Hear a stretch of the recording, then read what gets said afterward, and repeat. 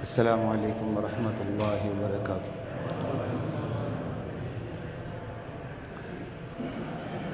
بسم اللہ والحمد للہ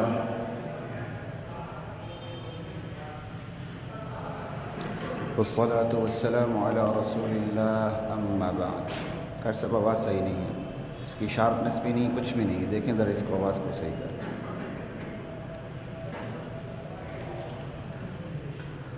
اما بعد فاعوذ باللہ من الشیطان الرجیم، بسم اللہ الرحمن الرحیم۔ وَيَقُولُ الَّذِينَ كَفَرُوا لَوْلَا أُنزِلَ عَلَيْهِ آيَةٌ مِّن رَّبِّهِ قُلْ إِنَّ اللَّهَ يُضِلُّ مَن يَشَاءُ وَيَهْدِي إِلَيْهِ مَنْ أَنَابَ۔ حضرات محترم، گزشتہ جمعہ سورۃ الرعد پہ میری بات ہو رہی تھی، آیت نمبر ہم 25 تک پہنچے تھے، 26 تک۔ آج آیت نمبر 27 سے اختتام تک جائیں گے انشاءاللہ۔ یہ 1 2 3 رکوع بنتے ہیں۔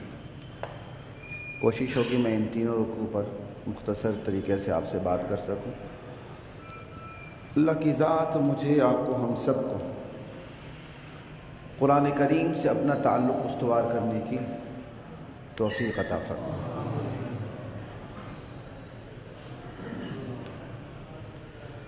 وَيَقُولُ الَّذِينَ كَفَرُوا لَوْلَا أُنزِلَ عَلَيْهِ آيَةٌ مِّن رَّبِّهِ۔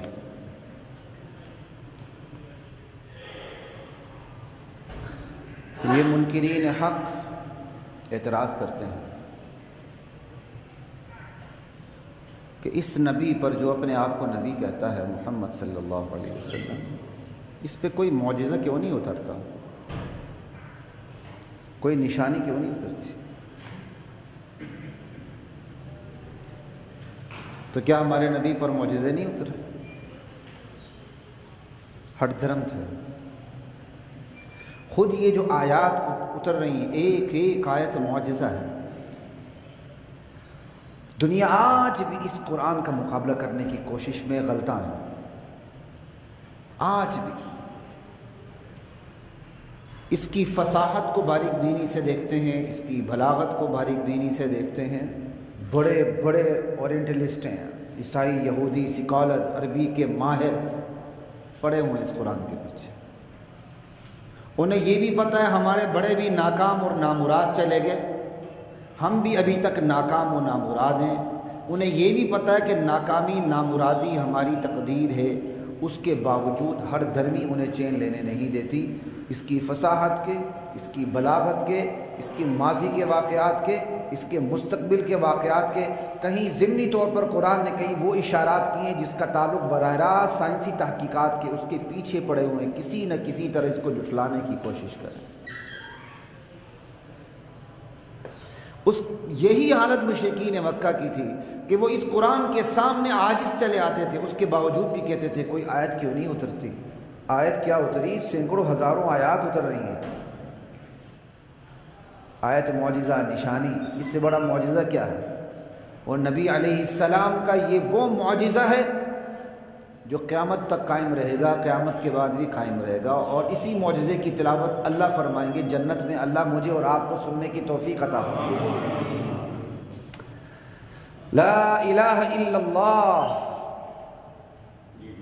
یہ وہ اعتراض کرتے تھے، منہ مانگا معجزہ بھی مانگتے تھے۔ جو پہلے معجزات ہیں اس پہ کان نہیں دھرتے تھے، اس پہ فکر و تدبر سے کام نہیں لیتے تھے، اپنے معجزات مانگتے تھے۔ اب ذرا جواب دیکھیں، جواب اور سوال، اعتراض اور جواب میں کوئی مناسبت ہے کہ نہیں، ذرا دیکھیں۔ اور محققین، مفسرین، وہ مفسرین جن کا تعلق ربط قرآن سے ہے، ہر مفسر کا تعلق ربط قرآن سے نہیں ہوتا۔ یہ اللہ تعالیٰ نے مجھے خوش قسمتی بخشی کہ میں نے ایسے اساتذہ سے پڑھا جو ربط قرآن میں ماہر تھے، اور اس میں سب سے بڑا نام میرے اساتذہ کے اندر میرے والد مرحوم نور اللہ مرقدہ کا۔ تفسیر میں ان کو ایک کمال حاصل ہوا۔ یہ کتنے شکوہ ہے، جواب شکوہ ہے۔ وہ یقول، شکوہ کی نشانی ہی قال یقول آتا ہے، چونکہ بیانات اہل علم بھی سنتے ہیں، تو اس لیے میں کچھ وہ اشارات بھی کر دیتا ہوں جو عام عوام الناس نہیں سمجھتے۔ اگر کوئی بات سمجھ میں نہ آئے تو اس میں پریشانی کی ضرورت نہیں ہے، جو سمجھ آ رہی ہے اسی کو کافی سمجھ۔ یہ شکوہ جواب شکوہ ہے، عام الفاظ میں یہی کہ اعتراض ہے، آگے جواب ہے۔ قل ان اللہ یضل من یشاء ویہدی من یشاء، میرے نبی آپ کہہ دیجئے، ایک ترجمہ یہ ہے اللہ جسے چاہتا ہے گمراہ کر دیتا ہے، ہدایت اسی کو دیتا ہے جو اس کے پاس آتا ہے، جو رجوع کرتا ہے، جس کے اندر انابت ہے۔ ایک ترجمہ میری طرف سے بھی سن لیجیے، قل ان اللہ یضل من یشاء، میرے نبی کہہ دیجئے اللہ گمراہ اسے کرتا ہے جو خود گمراہی چاہتا ہے، اللہ ہدایت اسے دیتا ہے جو خود ہدایت کی طرف آتا ہے۔ لا الہ الا اللہ، کیونکہ یضل کے اندر اضلال سے ضلالت بھی سمجھ آ رہی، تو یشاء کی ضمیر ضلالت کی طرف لوٹا ہے۔ لا الہ الا اللہ، اللہ اسے گمراہ کرتا ہے جو ضلالت چاہتا ہے، ہدایت اسے دیتا ہے جو اس کی طرف آنا چاہتا ہے۔ تو اس کا تعلق کیا ہوا؟ وہ کہتے ہیں اس پہ کوئی نشانی کیوں نہیں اترتی؟ جواب کیا دیا جا رہا ہے؟ جو ہدایت چاہتا ہے ہدایت دیتے ہیں، جو گمراہی چاہتا ہے اسے گمراہی دیتے ہیں۔ تو سوال جواب میں کوئی نہ کوئی اعتراض اور اس کے جواب میں تعلق تو ہوتا ہے نا، اس پہ ذرا غور کیجیے گا۔ یہ کمال کا جواب اللہ دے رہے ہیں۔ اعتراض یہ ہے کوئی نشانی کیوں نہیں اترتی، جواب یہ ہے کہ جو ہدایت چاہتا ہے ہم اسے ہدایت دیتے ہیں، جو گمراہی چاہتا ہے ہم اسے گمراہی میں ڈال دیتے ہیں۔ مطلب کیا ہے؟ تم جو یہ کہہ رہے ہو نا کہ ہم اسلام قبول نہیں کرتے، کوئی آیت کیوں نہیں اترتی، تو تمہارے اسلام قبول نہ کرنے کی وجہ آیت اترنا نہیں ہے، تمہارے اسلام قبول نہ کرنے کی اصل وجہ ہدایت کو مانگنا نہیں ہے، ضلالت کو مانگنا ہے۔ جو چیز مانگ رہے ہو مل رہی، جو نہیں مانگ رہے نہیں مل رہی۔ جہاں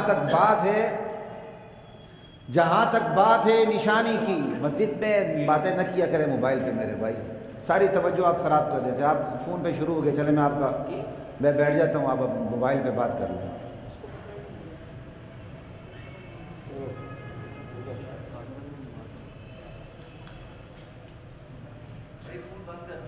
یا فون بند کر دیا کریں، مسجد بند کر دیا، غلط بات ہے۔ لا الہ الا اللہ۔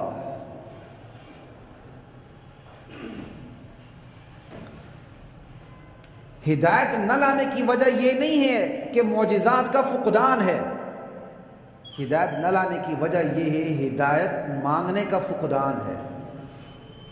جو ہدایت مانگتے ہیں نا ان کے لیے جو نشانیاں پہلے سے موجود ہیں، جو معجزات پہلے سے موجود ہیں وہی کافی ہیں، اور جن کے ہاں ہدایت کا فقدان ہے نہ ہی موجود معجزات ان کے لیے کافی ہیں، نہ ہی دنیا بھر کے معجزات ان کو دکھا دیے جائیں وہ کافی ہوں گے۔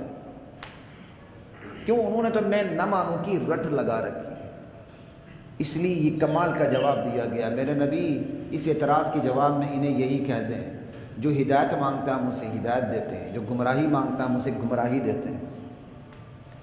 دراصل تمہارا سوال بالکل غلط ہے، معجزات موجود ہیں، ایک ایک آیت قرآن کی معجزہ ہے، اور معجزات کے علاوہ ہدایت اگر تم مانگنا چاہو تو ہدایت کے اسباب مکمل طور پہ موجود ہیں، تم ایمان لے آؤ گے۔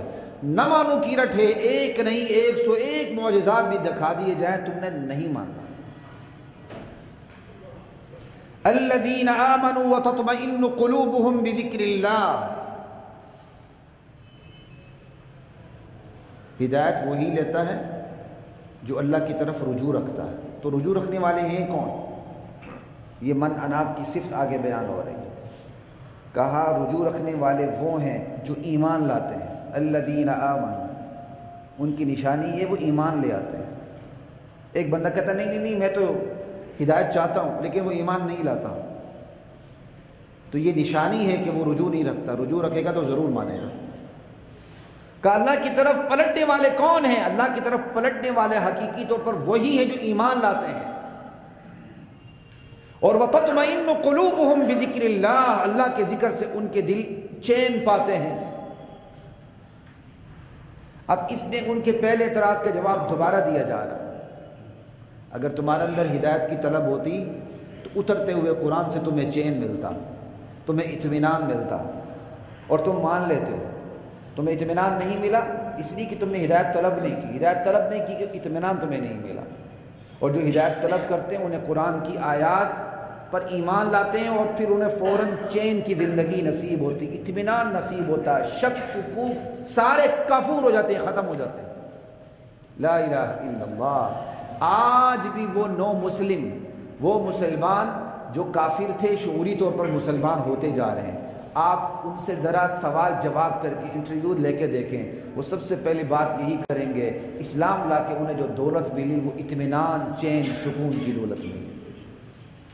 کسی سے بھی آپ پتہ کریں، اور آپ کے تعلقات اگر ایسے غیر مسلموں سے ہیں، ایسے منافقوں سے ہیں، ایسے زندیقوں سے ہیں، تو انہیں کم سے کم اتنی بات کہہ دیا کریں، یا کچھ بھی نہ کریں، بس رات کو سوتے ہوئے کہہ دیا کریں، یا اللہ جو ایمان کا، ہدایت کا راستہ ہے وہ مجھے دکھا دے، کا اتنا ہی طلب کر لیا کرو، انشاءاللہ راستے کھل جائیں گے۔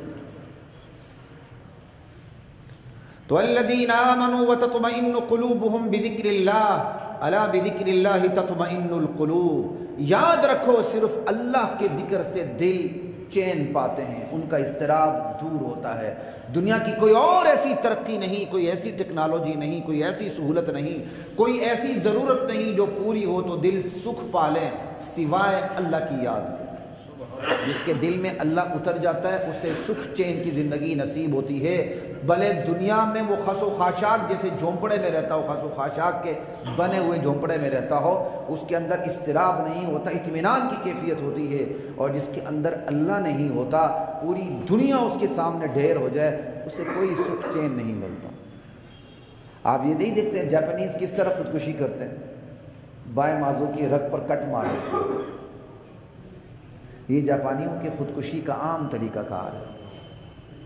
وہ کون سے جاپانیز دنیا میں اونچے معیار رکھتے ہیں، جاپانیوں کا، شہریوں کا معیار زندگی دنیا کے حوالے سے کتنا بلند ہے، وہ بلند معیار زندگی رکھنے والے خودکشیاں کرتے ہیں۔ اور ایک آسان طریقہ ان کے ہاں یہ ہے، وہ بائیں طرف رگ پر کٹ مار دیتے ہیں، بس پھر اس کے بعد لیٹ جاتے ہیں، بلیڈنگ ہوتی ہے، مر جاتے ہیں۔ سکھ نہیں ہے، دنیا کی ہر آسائش موجود لیکن سکھ نہیں ہے۔ اور یہی تجربہ مسلمانوں کو ہوتا ہے، مسلمان ہوتے ہیں لیکن عمل کی زندگی نہیں ہوتی، وہ بے چین ہوتے ہیں، مضطرب ہوتے ہیں، ناکام ہوتے ہیں، بے سکون ہوتے ہیں۔ کہتے یار کوئی چیز اڑی ہوئی ہے، مزہ نہیں آ رہا، اسے کہیں نماز پڑھیں، مزہ آئے گا آئے گا۔ یہ انٹرنیٹ کی جو زندگی آج کل ہمارے ہاتھ میں آ چکی نا، بڑی خطرناک ہے، اس نے محرم رشتوں کو ختم کر کے رکھ دیا۔ ایک صاحب کا فون آیا، اگر وہ میرا یہ بیان سن رہے ہیں تو برا نہ مانیں، میں ان کا نام بھی نہیں لے رہا، مجھے پتہ بھی نہیں، میں نے انہیں دیکھا بھی نہیں، لیکن آپ لوگوں کی نصیحت کے لیے ایک بات کروں، ایسے ساتھی بھی ہوتے ہیں، کیونکہ سننے والوں میں بھی کئی ہوتے ہیں، ممکن ہے سنانے والوں میں بھی کئی ایسے ہوں۔ ایک صاحب نے مجھ سے مسئلہ پوچھا کہ میں کیا کروں، میں اپنے گھر والوں سے دور ہو چکا ہوں، میری بچی ہے، جوان ہوتی بچی ہے، میں اس کو بھی دیکھتا ہوں تو میری فیلنگز خراب ہو جاتی ہیں، میں ماں کو بھی دیکھتا ہوں تو میری فیلنگز خراب ہو جاتی ہیں۔ بتانے کا مقصد اس پر طنز کرنا نہیں ہے، بتانے کا مقصد یہ ہے کہ معاشرہ کس سطح پہ جا چکا ہے وہ دکھانا مقصد ہے، بس طنز کرنا مقصد نہیں۔ اللہ ہم سب کی حفاظت فرمائے۔ سمجھ آئی بات کی؟ واقعات تو عام ہو رہے ہیں نا، ستیلے باپ کے تو ویسے ہی عام ہے، حقیقی باپ کے بھی، حقیقی بھائیوں کے واقعات عام ہو رہے ہیں۔ کہا میں اپنے گھر سے دور ہو رہا ہوں، اب اس بچے، اس نوجوان کی نیت صحیح تھی تو اس نے مجھ سے مسئلہ پوچھا، کہا جی میں اپنے گھر والوں سے دور ہو چکا ہوں، میں کیا کروں، میں بیٹی کو ٹچ کرتا ہوں یا بیٹی کو دیکھتا ہوں، ماں کو دیکھتا ہوں، میرے فیلنگز خراب ہو جاتے ہیں، اس کی فیلنگز خراب ہو جاتی ہیں، ماں کو دیکھ کے، بہنوں کو دیکھ کے، بیٹی کو دیکھ کے۔ بیٹی تو وجود کا حصہ ہے نا، اور ماں کے وجود کا حصہ وہ خود ہے۔ تو میں نے اسے نماز کی تلقین کی اور اللہ تعالیٰ نے پورے سیدھے مجھے نشانے پہ پہنچایا۔ تو میں نے اسے ایک ہی بات کی، میں نے کہا سچ سچ بتانا، جھوٹ نہ بولنا، کون فلمیں دیکھتے ہو، ویڈیوز دیکھتے ہو؟ تو تھوڑا سا جھجکا اور کہا جی میں کبھی کبھار دیکھ لیتا ہوں۔ میں نے کہا یہ اسی کے نتائج ہیں۔ تو میں نوجوانوں سے بھی کہہ رہا ہوں کہ پورن ویڈیوز یہاں تک پہنچا دیتی ہیں بندے کو، محرم رشتوں کا خاتمہ کر دیتی ہیں۔ یہ بات یاد رکھیں، محرم رشتوں کی ایک دیوار اللہ نے بندے کے اندر ایک حجاب رکھا ہے۔ جب بندہ خود اس کو کھرچنا شروع کر دیتا ہے نا نامحرم رشتوں کے ذریعے، تو آخر کار وہ محرم رشتے کی دیوار کو بھی توڑ دیتا ہے۔ کیوں؟ اسے یہ زنا، یہ بدکاری ایسی چیز ہے، بندہ جتنا مرضی کہے اچھا جی میں زنا کر کے اگلے زنا پہ توبہ کر لوں گا، یہ وہ آگ لگی ہوئی ہے جو ہر بار بھڑکتی ہے، چاہے بندہ بالکل اس کے اندر کچھ بھی نہ رہے۔ میرے بچپن کا واقعہ ہے، میرے بہت قریبی عزیز تھے، فوت ہو چکے ہیں، تو ان کے ساتھ میں یہ اس وقت یہ ہلٹن ہوتا تھا 5 اسٹار، یہ جو اواری اس کا نام ہلٹن ہوتا تھا، یہ میرے بچپن کا واقعہ۔ تو وہ ٹورسٹ لے کر آئے تھے، میرے بڑے قریبی عزیز تھے، تو میں ان کے ساتھ یہاں ایک معراج ٹھہرا، پھر وہ جاپانیز تھے، ان کے ساتھ ہم بارڈر کی طرف گئے، تو قصے کہانیوں میں یہ بات بھی وہ ڈرائیور بات کر رہا تھا، تو وہ میری کانوں میں پڑی، شاید میرے چچا سے بات کر رہا، خیر میرے عزیز تھے، چچا ہی تھے، میں ان سے وہ بات ہو رہی تھی۔ تو اس نے کہا جی ایسے ایسے لوگ بھی ہیں جو اس ہوٹل میں آتے ہیں عیاشی کے لیے، اتنے ختم ہو چکے ہیں کہ ان سے زنا نہیں ہوتا، بدکاری نہیں ہوتی۔ یہ کب کا واقعہ ہے؟ جب یہ انٹرنیٹ کی دنیا یہاں نہیں تھی۔ کون سے بدکاری نہیں ہوتی ہے؟ وہ پیسے دے کے بٹھا کے کپلز کو، جوڑوں کو بٹھا کے سامنے صرف بدکاری کا نظارہ کرتے ہیں، صرف بدکاری کا نظارہ کرتے ہیں، بس اس کے بعد اگر ان کا جی چاہے تو آگے بڑھ جاتے ہیں، ورنہ وہ نظارہ کرتے ہیں، اس کے بعد وہ آگے بڑھتے ہیں، ان کے اندر کچھ ہے ہی رہا نہیں۔ اب وہ یہی کہ وہ خود کسی اور کو لا کے سامنے بٹھا کے اپنے کمرے میں لائیو فلم چلاتے ہیں، لائیو نظارہ کرتے ہیں۔ کہنے کی بات یہ کہ اس بدکاری کی کوئی حد ہے ہی نہیں۔ ایک بندہ کہ اچھا جی میں ٹین ایج میں ہوں، کل توبہ کر لوں گا، اچھا جی میری 25 سال عمر ہے، پرسوں توبہ کر لوں گا، اچھا جی میری 30 سال عمر ہے، کل توبہ کر لوں گا، اچھا یار میں شادی کر کے توبہ کر لوں گا، اچھا یار میری بیوی سے تو لگتی نہیں، وہ اتنی خوبصورت بھی نہیں، چلو دوسری کر لوں گا، تو پھر چلو تیسری کر لوں گا، تو پھر اللہ ذوالجلال کی قسم جب تک وہ نہیں پلٹے گا، اس پر پابندی نہیں لگے گی، اس کے لیے سرحدیں کھلتی چلی جائیں گی، پھر موت تو پھر اچانک آ کے بندے کو دبوچ لیتی ہے، موت بتا کے تو نہیں آتی، اس لیے ان چیزوں کا خیال کر۔ تو میں نے اس نوجوان کو اتنا ہی کہا جس نے اتنی سنگین بات مجھ سے کی، مسئلہ پوچھا، تو میں نے بھی جواب یہی کہا مجھ سے سچ بولنا، جھوٹ نہ بولنا، کہ آپ یہ پورن ویڈیوز دیکھتے ہو؟ اس نے کہا جی کبھی کبھار دیکھتا ہوں۔ میں کہا بس یہی وجہ ہے، ان ویڈیوز کو دیکھنا بالکل چھوڑ دو، نماز پڑھو، انشاءاللہ پھر مجھے بتاؤ۔ لا الہ الا اللہ۔ الذین آمنوا وعملوا الصالحات، جو ایمان لاتے ہیں، نیک اعمال پہ اترتے ہیں، طوبی لہم، خوشخبری ہے ان کے لیے، وحسن مآب، اچھا ٹھکانہ ایمان والوں کا ہی ہے، نیک اعمال والوں کا ہی ہے۔ کذالک ارسلناک فی امہ، میرے نبی یہ ہمارا کمال ہے کہ ہم نے آپ کو ایک ایسی امت میں بھیجا، قد خلت من قبلھا امم، جن سے پہلے امتیں گزر چکی ہیں، کاف بیان کمال کے لیے۔ کذالک ہر جگہ تشبیہ کے لیے نہیں ہوتا، ہر جگہ تشبیہ کو لے کر ہمارے بعض مفسرین پریشان ہو جاتے ہیں۔ میں اللہ کا شکر ادا کرتا ہوں، اللہ تعالیٰ نے تفسیر ایسے اساتذہ سے سیکھنے کی توفیق عطا فرمائی۔ کذالک ارسلناک فی امۃ قد خلت من قبلھا امم، یہ ہمارا کمال ہے، ہم نے ایک ایسی امت میں آپ کو بھیجا جس سے پہلے بہت سی امتیں گزر چکی ہیں۔ لِتَتْلُوَ عَلَيْهِمُ الَّذِي أَوْحَيْنَا إِلَيْكَ، تاکہ ہم جو آپ کی طرف وحی کر رہے ہیں آپ انہیں سنائیں، اس کی تلاوت کریں، وہ احکام سنائیں، اور ان کی حالت کیا ہے جن کو آپ سنا رہے ہیں؟ وَهُمْ يَكْفُرُونَ بِالرَّحْمَنِ، وہ خدا رحمان کا انکار کرتے ہیں، کفران نعمت کرتے ہیں، ناشکری کرتے ہیں، اللہ کی ذات میں، صفات میں، حقوق میں، اختیارات میں دوسروں کو شریک کرتے ہیں، یہاں تک کہ ان کو رحمان کے نام سے بھی چڑ ہے۔ مشرکین مکہ رحمان کو نہیں جانتے تھے، کہتے تھے ومر رحمان، رحمان کیا ہوتا ہے؟ صلح حدیبیہ کے موقع پر جب بسم اللہ الرحمن الرحیم لکھا گیا، انہوں نے کہا ہم رحمان رحیم کو نہیں جانتے، لکھو بسمک اللہم۔ وہ اللہ کے لفظ کو جانتے تھے، رحمان کے لفظ سے وہ ناشنا تھے، پسند بھی نہیں کرتے۔ یہاں اس کی طرف بھی اشارہ۔ یہ تو کفران نعمت بھی کرتے ہیں، حقوق پہ دوسروں کو شریک بھی ٹھہراتے ہیں، کافری بھی کرتے ہیں، ایون یہاں تک کہ یہ خود رحمان کے لفظ سے بھی ان کو چڑ ہے۔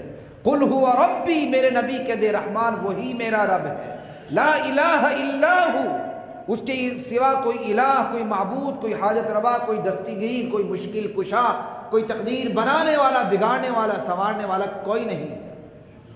یہ مسئلہ الہ کی سمجھ آ جائے، پورے قرآن کی، پورے اسلام کی سمجھ آ جاتی ہے۔ لا الہ الا ہو، قرآن کریم میں سب سے حساس ترین لفظ الہ کا ہے، یہی الہ ہر نبی کے کلمے کا جز رہا ہے۔ لا الہ الا اللہ آدم صفی اللہ، لا الہ الا اللہ نوح نجی اللہ، لا الہ الا اللہ موسیٰ کلیم اللہ، ابراہیم خلیل اللہ، عیسیٰ روح اللہ، اسماعیل ذبیح اللہ، لا الہ الا اللہ محمد رسول اللہ۔ یہ آپ سنتے ہیں خطبے کے اندر۔ یہ تو میں چونکہ ٹائم کم ہوتا ہے، ہمارے خاوری کرام بٹی صاحب چونکہ اذان بڑی لمبی دیتے ہیں تو پھر وہ اچھا خیر موجود نہیں، تو وہ پھر میں ان کی وجہ سے اپنا خطبہ چھوٹا کر دیتا ہوں۔ لا الہ الا اللہ تو ان کے تو یہ الہ، یہ کیا کہتے ہیں، سب سے حساس ترین لفظ ہے۔ اس ایک الہ کو سمجھ لیں، پورا قرآن کریم سمجھ میں آ جاتا ہے۔ اللہ توفیق دے کبھی الہ پہ قرآن کریم کے اندر جتنی بھی آیات ہیں وہ جمع کر کے میں باقاعدہ الہ پہ آپ کے سامنے بات کروں انشاءاللہ۔ علیہ توکلت، میں اسی اللہ پہ بھروسہ کرتا ہوں، وإلیہ متاب، واپس میں نے اسی کی طرف جانا ہے۔ ولو ان قرآنا سیرت به الجبال او قطعت به الارض او کلم به الموتى بل للہ الامر جمیعا۔ اس آیت کا تعلق کافروں سے بھی ہے، مسلمانوں سے بھی ہے۔ سنانا مقصد مسلمانوں کو بھی ہے، کافروں کو بھی، کیونکہ وہ معجزات مانگتے رہتے تھے۔ جب اللہ تعالیٰ نے چاہا معجزہ ظاہر بھی ہو جاتا تھا، جب اللہ نہیں چاہتے تھے منہ مانگا معجزہ تو اللہ دیتے ہی نہیں نا۔ اللہ تب دیتے ہیں تو پھر وہ نہ مانے تو اس امت کو ختم کر دیا جاتا، تو معجزات تو اترتے بھی رہتے تھے۔ لیکن مسلمانوں کی بھی تو اپنی ایک سائیکی ہوتی ہے نا، کاش ایک اور معجزہ اتر آئے، کاش جو یہ طلب کر رہے ہیں وہی معجزہ اتر آئے تو شاید یہ ایمان لے آئے۔ اور نفسیات اس لیے بھی ہوتی تھی، باپ مسلمان ہے تو بیٹا کافر ہے، بیٹا مسلمان ہے باپ کافر ہے۔ رشتوں کو نظر آتا تھا کہ ہمارا جو رشتہ ہے قریب ترین خونی کس طرف جا رہا ہے، جہنم، وہ تڑپتے تھے۔ ایک تو یہ نفسیات ہو گئی، پھر عام مسلمانوں کی بھی نفسیات ہوتی ہے، بلکہ عام مسلمانوں کی کیا، مبلغین کی، علماء کی نفسیات ہوتی ہے۔ وہ علماء جو علم میں بہت گہرے نہیں ہوتے، ان کی یہ بڑی، ان کے اندر یہ بڑی کامن بیماری ہے بہت۔ وہ کہتے ہیں کسی نہ کسی طرح سامنے والا سر دھنے اور فوراً مان کے آ کے ایک چلہ لگا لے اور مکمل طور پہ مسلمان ہو جائے۔ وہ اس کے لیے جتنا نیچے اتر سکتے ہیں، جتنا تھلے گر سکتے ہیں، وہ گرتے ہی چلے جاتے ہیں، وہ گرتے ہی چلے جاتے ہیں، وہ سمجھوتا کرتے ہی چلے جاتے ہیں، سامنے والے کی گمراہوں کی تعویلیں کرتے چلے جاتے ہیں، بلکہ اس کی گمراہیوں میں بھی شریک ہوتے چلے جاتے ہیں۔ نیت بیچاروں کی صاف ہوتی ہے، وہ کہتے ہیں یار کسی طرح مان جائے، کسی طرح مان جائے، کسی طرح مان جائے۔ یہ آیت ایسے ہی کمزور لوگوں کو سمجھانے کے لیے۔ اب اس وقت بھی مسلمان ایسے تھے جو چاہتے تھے کسی نہ کسی طرح یہ لوگ مسلمان ہو جائیں، وہ تو صحابہ تھے، ان کو تو پتہ نہیں تھا، اس لیے ان پر قرآن کی آیتیں جب اتری تو وہ تو سیدھے ضرور ہوئے۔ بات تو ہماری، ہم پر قرآن کی آیتیں اب 1400 سال سے اتری ہوئی، لیکن ہم قرآن کی اس آیت کو پڑھنے کے لیے تیار ہی نہیں ہیں۔ نا مولوی صاحب نے بڑی سخت تقریر کی، کہا ذرا نرمی برتتے نا، فلاں بندہ تو مان ہی گیا تھا۔ نرمی سختی کا مطلب کیا ہے؟ حقیقت حقیقت ہے، خواہ وہ آپ کے دل میں اترے، خواہ وہ دل کو چبھے، حقیقت تو حقیقت ہے، اسے تو ماننا ہی ماننا۔ مسلمان تو کہتے ہیں اس کو جو حقیقت کو دل میں اتارتا ہے، چاہے اسے کڑوی لگے میٹھی لگے، لیکن اتارنے کے بعد وہ کڑوی نہیں لگتی۔ آج کا مسلمان بھی چاہتا ہے میٹھی میٹھی گولیاں، بس اسے کوئی ایسا حکم نہ سنایا جائے جو اس کے مزاج کو خراب کرے۔ اس لیے مولوی صاحب بھی جب یہاں بیٹھتا ہے تو وہ کوئی ایسی بات کرنے کے لیے تیار نہیں ہوتا جو سننے والوں کی مزاج پہ گراں گزرے. اور ایسے مولویوں نے، ایسے علماء نے، ایسے مبلغین نے خدا کی قسم لوگوں کا مزاج بگاڑ کے رکھ دیا. پھر ایسے ہی لوگ جب بیانات سنتے ہیں تو دوسروں کے پاس جا کے کہتے ہیں یار تو آپ کیا فرقہ واریت کی باتیں کرتے ہیں، مولوی تو وہ ہے جو سب کو خوش رکھتا ہے. جو سب کو خوش رکھتا ہے وہ مولوی نہیں ہوتا، وہ رئیس المنافقین ہوتا ہے. باتیں کرتے ہیں. یہ اسلام سب کو خوش کرنے کے لیے نہیں آیا، سب کو نجات دینے کے لیے آیا. ہم سمجھتے ہیں اسلام سب کو خوش کرنے آیا. محمد رسول اللہ سے بڑھ کر کون کسی کو خوش کر سکتا تھا؟ رحمت للعالمین، بعد از خدا بزرگ تو یہ قصے مختصر. وہ تو دین بیان کریں تو پتھر پڑیں، لہو لہان ہو. ہم کہتے ہیں نا نا نا نا نا نا، لا الہ الا اللہ. تو سنیے ذرا اس آیت کو بھی. وَلَوْ أَنَّ قُرْآنًا سُيِّرَتْ بِهِ الْجِبَالِ. سارے لوگ کان کھول کے سن لیں. اگر قرآن میں ہم یہ تاثیر رکھ دیتے کہ قرآن کی وجہ سے پہاڑ چلا دیے جاتے ہیں، پہاڑ چلنے لگ پڑتے ہیں. قرآن کی تلاوت ہو پہاڑ چلنے لگ جائیں. او قطعت به الارض، قرآن پڑھا جائے زمین میں شگاف پڑ جائے، زمین ٹکڑے ٹکڑے ہو جائے، یا سفر جلدی طے ہو جائے. دونوں تفسیریں موجود ہیں. او کلم به الموتى، اور قرآن میں تاثیر ہو پڑھا جائے تو مردے باتیں کرنے لگ جائیں. تین بڑی چیزوں کی اللہ تعالیٰ بات کر رہے ہیں. اگر ہم قرآن میں یہ تاثیر رکھ دیتے کہ اس سے پہاڑ چل پڑتے، سفر کم ہو جاتا، تیزی سے طے ہوتا، زمین میں شگاف پڑ جاتے اور مردے کلام کرنے لگتے، یہ پھر بھی بے ایمان ایمان نہیں لاتے. لا الہ الا اللہ، پھر بھی ایمان نہیں لاتے. بل للہ الامر جمیعا، سارے کے سارے کام اللہ کے ہاتھ میں، اختیارات اللہ کے پاس ہیں. یہ تو تین مثالیں دی ہیں. اللہ تعالیٰ ان لوگوں کے لیے پوری کائنات کے نظام فطرت کو ہی بدل دیتے، ہر چیز الٹی چلنے لگتی، پھر بھی یہ ایمان نہ لاتے. اس لیے ان کے فکر میں نہ پڑیں کہ یہ ایمان نہیں لا رہے ہیں.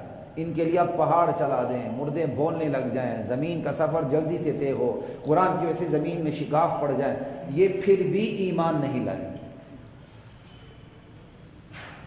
اور قرآن کو زبردستی منوانا مطلوب نہیں ہے. نبوت کا کام زبردستی منوانا نہیں ہے، اصلاح ہے بس. افلم یئس الذین آمنوا ان لو یشاء اللہ لہدی الناس جمیعا. کیا ایمان والے یہ بات نہیں جانتے اللہ چاہتا تو سب کو ہدایت دے دیتا؟ کیسی تربیت ہو رہی ہے. کیوں بیچارے وہ چاہتے تھے یہ کسی نہ کسی طرح مسلمان ہو جائے. کہتے یہ ایمان والے نہیں جانتے اللہ چاہتا سب کو جبراً ہدایت دے دیتا، لیکن یہ اللہ کی حکمت نہیں ہے جبراً ہدایت دینا. ہدایت کیا ہے؟ اختیاری آپشنل رکھ دی گئی ہے. کوئی مانے تو مانے، نہ مانے تو فمن شاء فلیؤمن ومن شاء فلیکفر. جو چاہتا ہے ایمان لائے، جو چاہتا ہے کافر ہو جائے. ہاں نتیجہ مختلف ہے. ایمان لانے والے نجات پائیں گے، کافر سیدھے دوزخ میں گریں گے. وَلَا يَزَالُ الَّذِينَ كَفَرُوا تُصِيبُهُمْ بِمَا صَنَعُوا قَارِعَةٌ أَوْ تَحُلُّ قَرِيبًا مِّن دَارِهِمْ حَتَّى يَأْتِيَ وَعْدُ اللَّهِ. یہ کافر لوگ جو انکار حق کر رہے ہیں، ان کے انکار حق کی پاداش میں ان کی حالت یہ ہوتی رہے گی کہ ان پر مصیبتیں اترتی رہیں گی. ان کے قرب و جوار میں ہمسایوں پر، ہمسایہ علاقوں پر بھی مصیبتیں اترتی رہیں گی. یہ ہر وقت خوف زدہ رہیں گے یہاں تک کہ انہیں موت آئے گی، یہاں تک کہ قیامت آئے گی. موت ضرور آئے گی، قیامت ضرور آئے گی. اللہ اپنے وعدے کی خلاف ورزی نہیں کرتا. تو یہاں یہ بات ہو گئی جو ایمان نہیں لاتے ہیں نا، وہ اندر سے ہر وقت انہیں دھڑکا لگا رہتا ہے، ہر وقت دھڑکا لگا رہتا ہے. چاہے انہیں ترقی کی کہ آسمانوں پر. اس وقت سب سے بڑی جابر قوت امریکہ ہے نا، اس کو اپنی اس کیا کہتے ہیں فرعونیت کو برقرار رکھنے کا کتنا دھڑکا لگا ہوا ہے. وہ جتنی بڑی طاقت ہے وہ اتنا زیادہ اس سے کہیں زیادہ وہ خوفزدہ ہے. یہ چیز نظر نہیں آتی ہے. وَلَقَدِ اسْتُهْزِئَ بِرُسُلٍ مِّن قَبْلِكَ. اللہ کے نبی جب یہ تعلیمات سامنے رکھتے تھے تو کافر لوگ مذاق کرتے تھے، مذاق اڑاتے تھے. کہا میرے نبی پریشان ہونے کی ضرورت نہیں، آپ سے پہلے بھی انبیاء کی تضحیک کی گئی، مذاق اڑایا گیا، استہزاء کیا گیا، لیکن ہم نے فوراً نہیں پکڑا۔ فَأَمْلَيْتُ لِلَّذِينَ كَفَرُوا، ہم نے ڈیل دے رکھی۔ ثُمَّ أَخَذْتُهُمْ، پھر اچانک ہم نے دبوچ لیا۔ فَكَيْفَ كَانَ عِقَابِ، دیکھو پھر میری کیسی سزا تھی، کیسی سخت سزا دی۔ اللہ فوراً نہیں پکڑتا، قانون مکافات عمل سے پہلے اللہ کا قانون مہلت کام کر رہا ہوتا ہے، اللہ پھر پکڑتے ہیں۔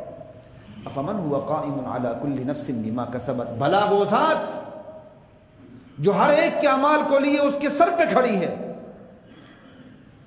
وہ اور وہ ذات برابر ہو سکتی ہیں؟ وہ مخلوق برابر ہو سکتی ہے جس کے پاس اس چیز کا علم ہی نہیں؟ وَجَعَلُوا لِلَّهِ شُرَكَاءَ، اور ان کمبختوں کی حالت یہ ہے، ایسی ذات جس کے پاس ہر چیز کا علم ہے، اس کی ذات میں صفات میں یہ لوگوں کو، اپنے معبودوں کو، اپنے بڑوں کو شریک کرتے ہیں۔ قُلْ سَمُّوهُمْ، میرے نبی نے کہہ دیں ذرا ان کی تعریف تو کرو اللہ کے مقابلے میں تم نے۔ سموہم کا لفظی ترجمہ ہے ذرا ان کے نام تو بتاؤ، تو یہ مطلب نہیں ذرا ان کے نام تو گنوا دو، لسٹ دے دو، یہاں ہے ذرا تعریف تو کریں ان کی، جو تم نے ان کو خدائی نام دے رکھے ہیں ذرا بیان تو کرو ہمارے سامنے۔ آج بھی ہم نے اللہ کے مقابلے میں خدائی نام دے رکھے ہیں بڑے بڑے، مشکل کشا واحد اللہ ہے، ہم نے دوسروں کو بھی کہہ دیا، حاضر روا اللہ ہے، ہم نے دوسروں کو بھی کہہ دیا، تقدیر بنانے والا بگاڑنے والا اللہ، ہم نے دوسروں کو بھی اس میں شریک کر دیا، بیٹا دینے والا بیٹی دینے والا اللہ، ہم نے دوسروں کو بھی شریک کر دیا۔ لا الہ الا اللہ۔ ام تنبئونہ بما لا یعلم فی السماوات بما لا یعلم فی الارض، یا تم ایسی چیز کہ اللہ کو خبر دے رہے ہو جو زمین میں اللہ جانتا ہی نہیں؟ اللہ کا زمین میں کوئی شریک نہیں تو اللہ اس کو موجود جانتا ہی نہیں، اللہ تو اسے معدوم جانتا ہے، یا اللہ کی کم علمی نہیں ہے؟ جو چیز موجود ہوگی اللہ اس کو موجود جانیں گے، جو معدوم ہوگی اللہ تعالیٰ اس کو معدوم جانیں گے۔ کہا میرا تو کوئی شریک ہے ہی نہیں، شریک کو تو میں جانتا ہی نہیں کہ کوئی موجود ہے، ہاں میں شریک کو معدوم جانتا ہوں، موجود نہیں جانتا۔ ام بظاہر من القول، یہی تم باتیں کر رہے ہو نا، اوپر اوپر سے خدائی نام دے رکھیں، یہ تمہاری کیا خالی کھولی باتیں اوپر اوپر سے حقیقت ان میں، یعنی مطلب یہی ہے تم نے اللہ کے علاوہ دوسروں کو جو خدائی نام دے رکھے ہیں وہ خالی کھولی باتیں ہیں، حقیقت سے خالی ہیں۔ تم جتنا مرضی اللہ کے علاوہ اللہ کا نام کسی کو دے دو لیکن وہ حقیقت نہیں رکھ سکتا، بھلے تم نے جتنے مرضی نام اللہ کے دوسروں کو دیے۔ بل زین للذین کفروا مکرهم وصدوا عن السبیل، ان کافروں کے لیے اللہ تعالیٰ نے ان کے برے اعمال، ان کی مکاریاں، ان کی خفیہ تدبیریں خوشنما بنا دی ہیں۔ اب انہیں بڑا اچھا لگتا ہے اسلام کے خلاف سازشیں کرنا۔ وصدوا عن السبیل، اور یوں یہ راہ راست سے روک دیے گئے۔ ومن یضلل اللہ فما له من ہاد، جس سے اللہ گمراہ کرے پھر اس کے لیے کوئی ہدایت دینے والا نہیں ہوتا۔ لہم عذاب فی الحیات الدنیا، انہیں دنیا کی زندگی میں بھی عذاب ہوگا، ولعذاب الآخرۃ اشق، پھر آخرت کا عذاب تو سب سے سخت ترین عذاب ہے۔ وما لہم من اللہ من واق، پھر اللہ کے عذاب سے بچانے والا کوئی بھی نہیں آئے گا۔ مثل الجنۃ التی وعد المتقون، وہ جنت جس کا وعدہ متقین سے کیا گیا ہے، اس جنت کی شان یہ ہے تجری من تحتها الانہار، اس جنت کے نیچے نہریں چلتی ہیں۔ اکلھا دائم، اس کے پھل دائمی ہیں، وظلھا، اس کے سائے لازوال ہیں۔ تلک عقبی الذین کفروا، تلک عقبی الذین اتقوا، ایسی جنت تقوی والوں کا لیے انجام کے طور پہ دی جائے گی۔ وعقبی الکافرین النار، اور کافروں کا انجام کیا ہوگا؟ صرف اور صرف اور صرف آگ۔ والذین آتیناہم الکتاب، جن لوگوں کو ہم نے کتاب دی ہے، تورات، انجیل، اہل کتاب، یفرحون بما انزل الیک، ان میں جو انصاف پسند اہل کتاب ہیں، آپ پر جو وحی نازل ہو رہی ہے وہ اس پہ خوش ہوتے ہیں۔ عبداللہ بن سلام جیسے دیگر وہ اہل کتاب جو ایمان لے آئے، اللہ ان کی دلیل پیش کر رہے ہیں، وہ انصاف پسند لوگ آپ پہ جو وحی نازل ہوتی ہے اس پہ خوش ہوتے ہیں۔ ہاں ومن الاحزاب من ينکر بعضا، ایسے جتھے بھی ہیں اہل کتاب میں، مشرکین میں بھی، کفار مکہ میں بھی، اہل مکہ میں، جو قرآن میں اترنے والی بہت سی بعض تعلیمات کا انکار کرتے ہیں۔ تو کیا آج مسلمان انکار نہیں کرتا؟ آیتیں اتری کافروں کے لیے، چشمہ ہو رہی مسلمانوں پر۔ اسلامی جمہوریہ پاکستان کتنے قوانین خلاف اسلام ہے اور کتنے قوانین موافق اسلام؟ کیا خلاف اسلام قوانین نہیں؟ تو انکار ہی کر رہے ہیں نا، اور کیا کریں، عملاً تو انکار ہے۔ پتہ نہیں کس طرح ہم بچے ہوئے ہیں کفر کے فتوے سے۔ اللہ کہہ رہے ہیں کہ یہ لوگ، وہ کافر بھی اسلام کے تمام احکام کا انکار نہیں کرتے تھے، کچھ کا کرتے تھے۔ اللہ کہہ رہے ہیں یہ لوگ کچھ اسلامی احکام کے منکر ہیں۔ وَمِنَ الْأَحْزَابِ مَن يُنْكِرُ الْبَعْضَ قُلْ إِنَّمَا أُمِرْتُ أَنْ أَعْبُدَ اللَّهَ، میرے نبی کہہ دے مجھے یہ حکم دیا گیا ہے کہ میں صرف ایک اللہ کی عبادت کروں، ایک اللہ کی اطاعت کروں، وَلَا أُشْرِكَ بِهِ، اس کی ذات میں، صفات میں، احکامات میں، اختیارات میں، حقوق میں کسی کو شریک نہ ٹھہراؤں۔ اور یہاں یہ حالت ہے، دسیوں سالوں سے ممبر منتخب ہو رہے ہیں، وزیر منتخب ہو رہے ہیں، اور پہلی دفعہ بھی قل هو اللہ غلط پڑی، دوبارہ چیلنج دیا گیا پھر بھی قل هو اللہ غلط پڑی۔ تو بیچارے کو مطلب کا کیا پتا ہوگا؟ پہلے بھی قل هو اللہ غلط پڑی تو اس بیچارے نے تعویل کی، میری ویڈیو خراب کی گئی، کہا اب میں قل هو اللہ سناتا ہوں، اور سنانے کا بھی کیا ایکسنٹ تھا، کیا لہجہ تھا، کیا کمال کا، قل هو اللہ احد لم یلد ولم یولد۔ سنے نا، قرآن کی توہین نہ ہو، یقین کریں میں مزے لے کے بار بار سنوں، میں نے 10 دفعہ سنی استغفار پڑھتے ہوئے، قل هو اللہ احد اللہ الصمد لم یولد ولم یولد۔ اور ایک بندے نے کیا پڑھی؟ پوری سورۃ الناس پڑھتے ہوئے۔ یہ میں وزراء کی باتیں کر رہا ہوں، اراکین اسمبلی کی باتیں کر رہا ہوں۔ الذی من شر الوسواس الخناس الذی یوسوس فی صدور الناس والجنۃ من الناس، والجنۃ من الناس۔ یہ حالت ہے منتخب قیادتوں کی، منتخب قیادتوں کی، تو باقیوں کا کیا حشر ہوگا؟ یہ معاشرے کی تصویر سامنے رکھی جا رہی، طنز نہیں کیا جا رہا، پھر یہ معاشرہ ترقی کرے گا؟ میرا نبی کہہ دے مجھے ایک اللہ کی عبادت کا حکم دیا گیا ہے اور یہ منع کر دیا گیا ہے کہ میں اس کے ساتھ کسی کو شریک ٹھہراؤں۔ الیہ ادعو، میں اسی کی طرف لوگوں کو بلاتا ہوں، وَإِلَيْهِ مَآب، اسی کی طرف میں نے واپس جانا ہے۔ توحید، رسالت، آخرت، اس چھوٹی سی آیت میں تینوں آ گئے۔ الیہ ادعو، رسالت آ گئی، میں اسی کی طرف بلاتا ہوں، وَإِلَيْهِ مَآب، میں نے اسی کی طرف پلٹ کے جانا، آخرت آ گئی۔ توحید تو آئی گئی کہ مجھے حکم دیا گیا ہے میں اللہ کے سوا کسی کی عبادت۔ وَكَذَلِكَ أَنزَلْنَاهُ حُكْمًا عَرَبِيًّا، یہ ہمارا کمال ہے، ہم نے دلائل اور براہین کے ساتھ ایسی قرآن آپ پہ، ایسا قرآن آپ پہ نازل کیا ہے۔ وہ قرآن بھی کیسا ہے؟ بطور حکم نازل کیا ہے۔ قرآن اس لیے نازل نہیں کیا درخواست کی جائے جی یہ حکم ذرا نافذ کر دو، آپ کی مہربانی ہوگی، مقننہ کو درخواست کی جائے، انتظامیہ کو درخواست کی جائے، عدلیہ کو درخواست کی جائے۔ اللہ درخواست نہیں کرتا، حکماً اللہ نے حکم اتارا۔ اور آرڈر کی وائلیشن ہو تو پھر کیا ہوتا ہے؟ اللہ کے آرڈر کی وائلیشن ہو تو پھر کیا ہوگا؟ اللہ کہتے ہیں میں نے یہ قرآن بطور حکم اتارا اور عربی میں اتارا۔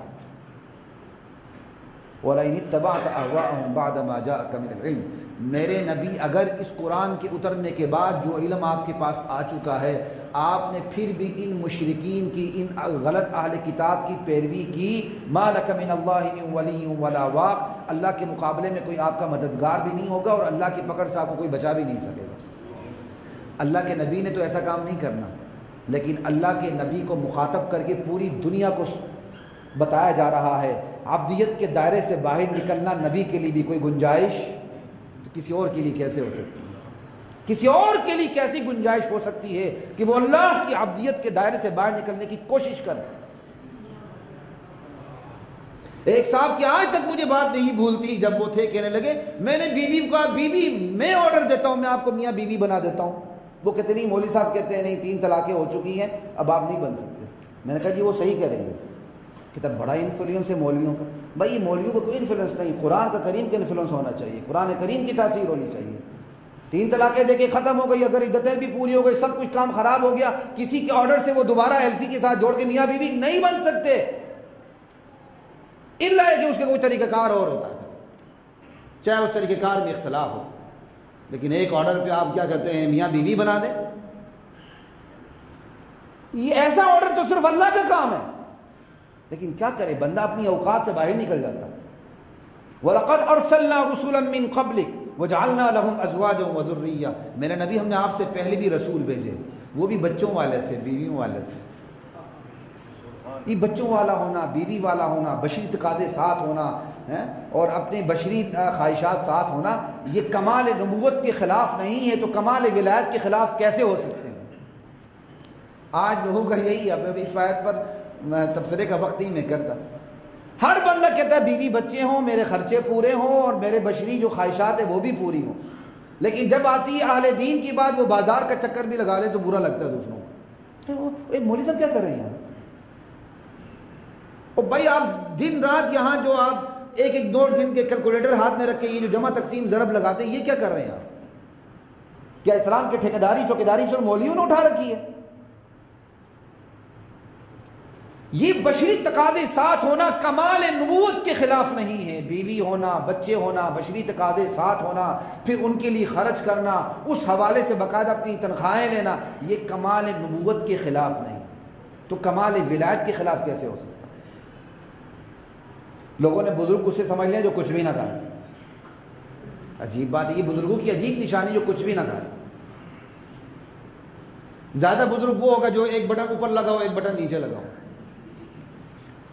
اس سے بڑا بزرگ وہ ہوگا سردیوں میں گرمیوں کے کپڑے، گرمیوں میں سردیوں کے کپڑے، اس سے بڑا بزرگ وہ ہوگا جو قمیض ہی نہ پہنے، پھر اس سے بڑا پہنچی سرکار وہ ہوگی جو سب کچھ اتار کے بابا نانگا ہو جائے۔ یہ ہمارے معاشرے کی سوچ یہاں تک پہنچ چکی ہے۔ ایسے اسلام سے نجات نہیں ملتی، نجات آنی تو حقیقی اسلام کی طرف آپ کو ٹریول کرنا پڑے گا، جو قرآن کریم کے اندر ہے۔ وَمَا كَانَ لِرَسُولٍ أَن يَأْتِيَ بِآيَةٍ إِلَّا بِإِذْنِ اللَّهِ، رسول کو بھی اختیار نہیں کہ وہ اللہ کے اذن کے بغیر کوئی آرڈر جاری کرے۔ کتنی بڑی بات ہے، کوئی معجزہ دکھائے، کوئی آرڈر دکھائے، کوئی حکمر سے حکم لائے، نہ اللہ کی اجازت کے بغیر۔ لِكُلِّ أَجَلٍ کتاب۔ پھر لوگ کہتے تھے اچھا ہم آپ کی بات نہیں مانتے نا، تو پھر عذاب لاؤ نا۔ کہا نہیں مانو گے عذاب آئے گا، لیکن تمہارے وقت پہ نہیں آئے گا، تمہارے کہے ہوئے وقت پہ، جو اللہ کا مقرر کردہ وقت ہے اس پہ ضرور آئے گا۔ پھر آگے سے اعتراض کرتے تھے اچھا پھر عذاب آنا ہی ہے تو پھر ہمارے ایمان لانے کا کیا فائدہ؟ کہا یمحو اللہ ما یشاء ویثبت، اللہ جس چیز کو چاہتا ہے مٹا دیتا ہے، جس کی چیز کو چاہتا ہے ثابت کر دیتا ہے۔ تم ایمان لے اللہ عذاب ٹال دیں گے۔ یہ تقدیر کا مطلب ہے، میں نے تقدیر پر 4 5 6 نشستوں میں یہاں بیان کیا۔ تقدیر پاؤں کی زنجیر نہیں ہے، تقدیر کے اندر بڑی فلیکسیبلٹی ہے۔ اب وقت نہیں میں اس پہ بات کروں، بات بالکل چونکہ آخری ہے، پھر آخری کیا میں ختم کر دیتا ہوں۔ وآخر دعوانا الحمدللہ رب العالمین۔